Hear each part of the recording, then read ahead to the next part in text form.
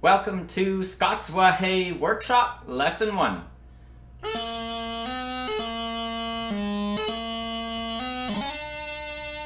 That's the part we're going to cover in Lesson 1. Again, the link is below if you want to access all the lessons as well as check out other tune workshops too. In this lesson, we're starting off on low A, but we're going to get to that low A with an introductory note, being the E grace note. And this isn't in the sheet music I've got below, but I do have highlighted little blocks where each lesson is in that sheet music so you can follow along. But we often start most pipe tunes with an introductory E note.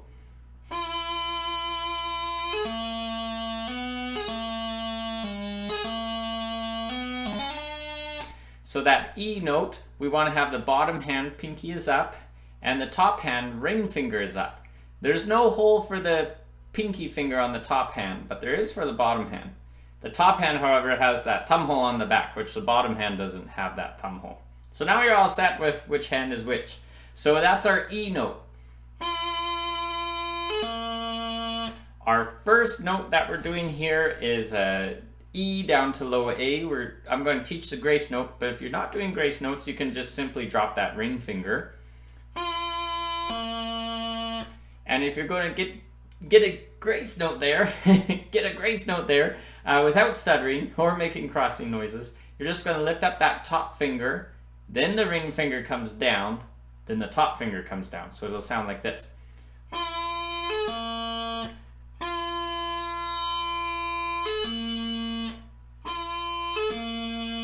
So that's how we want it to sound.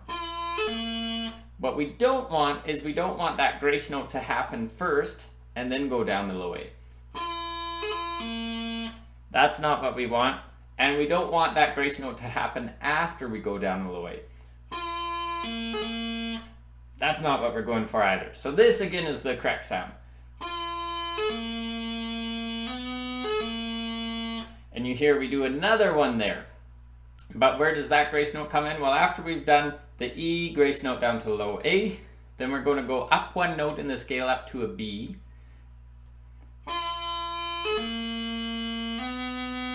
So I just go from low A up to B by lifting up that ring finger. Top hand does nothing. And that's our second G grace note. So we're at the B. We're going to lift that top finger. We drop down to low A with that ring finger of the bottom hand. And then the top finger comes down.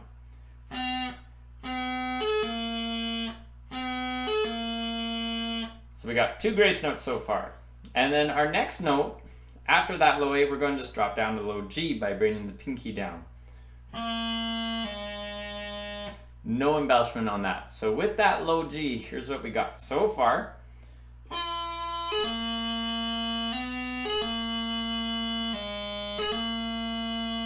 And I did a little bit extra there, so we did that low G, but then as you heard, I did a third grace note, again a G grace note, up to the low A from that low G.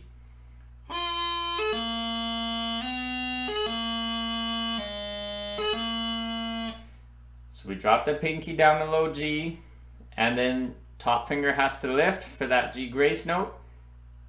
Pinky finger comes up, top finger comes down.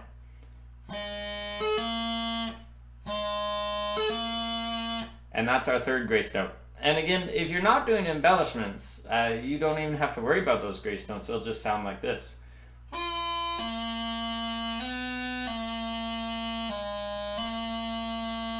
That's what we got so far.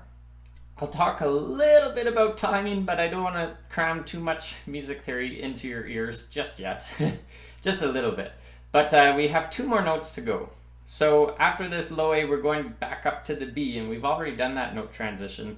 The B from the low A, again, is just lifting up that ring finger, and no embellishment on this one. And then we have a crazy embellishment, which I'll talk for you, and that's, you could always skip that if you want. So we'll get to that crazy embellishment in a moment. Here's what we got so far once we add in that last B.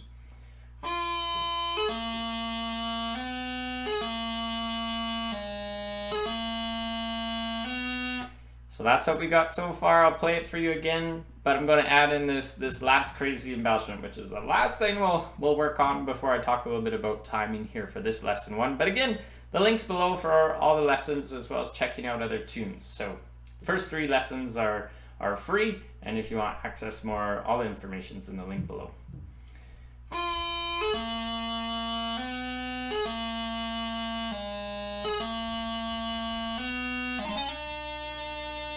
So that's the crazy embellishment. So we've done all the work. Da dum ba dum ba dum ba. We're on the B.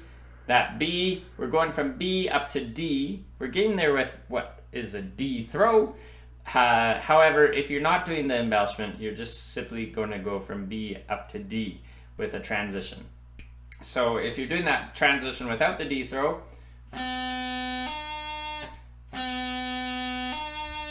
so you're starting out on the B, you're going to drop down the pinky finger, but at the same time lift up the top 2 fingers. And in fact, if anything, we want those top 2 fingers to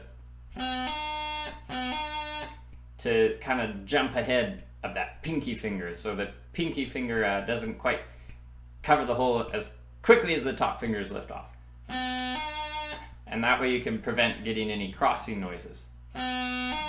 A crossing noise is just an extra noise we hear with a note transition that we don't really want to hear. So that's the simple version. Here's what it sounded like with the simple version, and then I'll break down that D throw option. So simple version, no embellishments.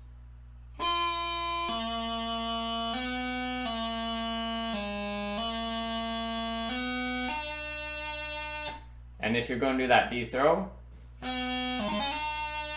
let's talk about that D throw. So we're on the B, first half of the D throw, drop down to low G, do a D grace note. So again, drop down to low G with those bottom 2 fingers. A D grace note is with the top finger of the bottom hand. That's the first half of the D throw.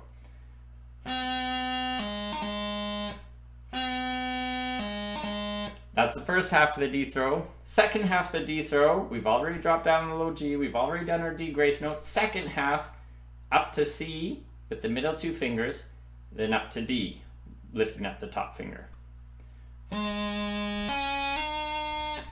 That's the second half of the D throw. Okay, so there's our D throw. If we put both halves together,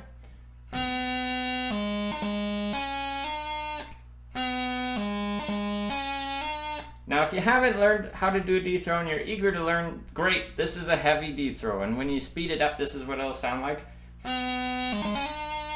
If you've already, you're like, wait, Alec, I've learned how to do D throws and they're not quite like that. Probably you're doing a light D throw, which is perfectly acceptable. So if it's working for you, don't feel like you have to mess around with it. But if you aren't learning D throws, you haven't learned a technique yet, this is the heavy D throw technique that I'm teaching here. And just as an aside, so what is going to sound like all together with grace notes and that D throw?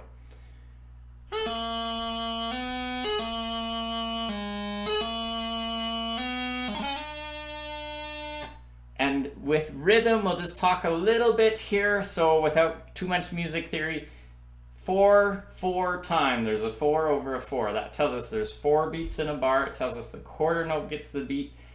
So really the very basic thing is, where does the downbeat fall in the bar? Where do you tap your foot if you're tapping your foot, or where should you kind of feel that beat if you're just trying to get your rhythm? So 4, like a real simple way to do it, grab a purple marker. I don't know why purple, it just was nice for downbeats. Don't ask me why.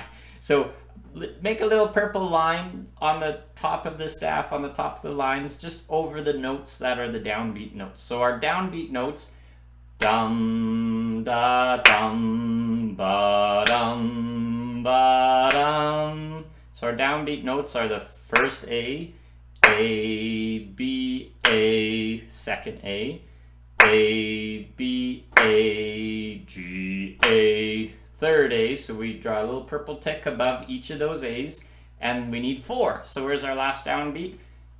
A, B, A, G, A, B, D. So that D is our last, our 4th downbeat in this first bar. And that's all I'm going to chat about with music theory.